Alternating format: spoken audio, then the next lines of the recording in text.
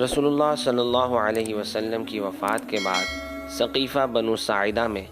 جب اس اہم مسئلے پر بحث چل رہی تھی کہ خلیفہ مہاجرین میں سے ہوگا یا انصار میں سے، تب حضور صلی اللہ علیہ وسلم نے حضرت سعد بن عبادہ رضی اللہ عنہ کو مخاطب کرتے ہوئے فرمایا: اے سعد، آپ جانتے ہیں کہ نبی اکرم صلی اللہ علیہ وسلم نے آپ کی موجودگی میں فرمایا تھا، قیادت کے ذمہ دار قریش ہیں، اچھے لوگ ان کے اچھوں کے پیچھے چلتے ہیں اور برے لوگ ان کے بروں کی اتباع کرتے ہیں۔ حضرت سعد رضی اللہ عنہ کو حدیث یاد آ گئی، وہ بلا پس و پیش بول اٹھے: آپ نے ٹھیک کہا، ہم وزیر اور آپ امیر ہوں گے۔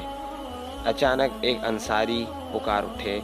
بھائیوں، حضور صلی اللہ علیہ وسلم مہاجرین میں سے تھے، ان کا نائب بھی مہاجرین میں سے ہوگا۔ ہم حضور صلی اللہ علیہ وسلم کے مددگار تھے، ان کے نائب کے بھی مدد